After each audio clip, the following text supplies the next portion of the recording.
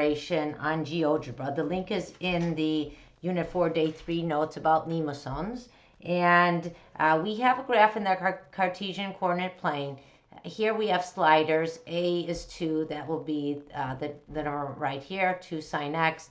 B is 3, that's what we call D in our example. So this will be A sine x plus D. They're using A and B instead of A and D. And what we can do is we can check this graph, right? The midline should be y equals 3.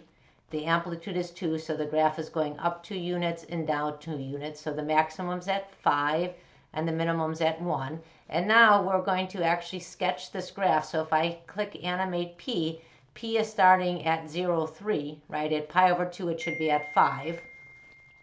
And then I'll let this graph go. So I'm going to animate P, and we will see the graph being drawn just like we did by hand when we plotted the points. So let's try it one more time.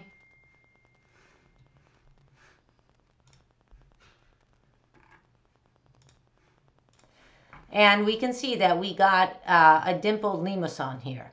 And what's going to be important here is R is always positive in these cases, right? So if we choose a given angle to move out, we're always going out in that direction. And it's never going negative. So let's try another one. Let's try a cardioid. So I'll make A3 and B3. So now we have 3 sine x plus 3.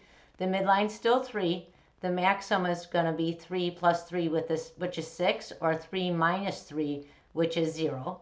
So we see our graph. I'm going to reset it. And now we're going to animate P, and we're going to see how this graph is created. So it should start at 0, 3. At pi over 2, it should be out at 6. At pi, it should be back to 3. 3 pi over 2, it should be 0, etc. So let's animate it, and we'll see how the graph is created. And we'll see that for this graph, we actually get a cardioid. So what's unique here is that the graph just touches the x-axis but doesn't cross it. So at 3 pi over 2, we have the point 0, and that's where the graph comes into the pole. Right? So we can try different cardioids. So let's say I have 1.5 sine theta plus 1.5, you see we'll continue to get the cardioid as long as A and B are equal. Let's try one more. So let's try, I'll make this 3 sine x plus 2. Let's try that. I'll reset it. And now I'll animate P. And you'll notice here we have a little section that's red. And that's where theta, or R, is going to become negative. And what happens when R is negative, that means we flip the points across the pole. So let's see when we animate this graph. So we go around, and when we get to the negative R values, or negative x values here, we get negative R values on our polar curve. And these, the part in red in the Cartesian plane, corresponds with the part in red on the polar plane, and we see why we get the inner loop. So we get the inner loop when the graph crosses the x-axis, right? And I can, let's try to flip this. Let's say A is negative 3. I still will get an inner loop because I have the graph being positive and negative, and the inner loop occurs in this area.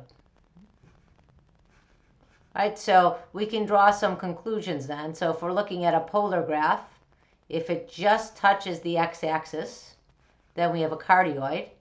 If it goes both above and beneath the x-axis, we get an inner loop. And if it stays on just one side of the axis, so let's try to do something like that, we're just going to have a dimpled Limacon. So this one's actually a little large. It's hard to see. Let me make A smaller to bring that in. So now we get a dimpled Limacon, which is on the negative, going down, negative y, because A is negative, but it's never crossing the x-axis. So watch the next video where we'll summarize what's true about the values for A and D and the Cartesian plane such that we get a dimpled limacon. A dimpled limacon is going to occur when the absolute value of A is less than the absolute value of D. A cardioid is going to occur when the absolute value of A is equal to the absolute value of D. So this is a case where we have a cardioid. And then we'll have a loop limacon when the absolute value of A is greater than the absolute value of D, and then we're crossing the x-axis.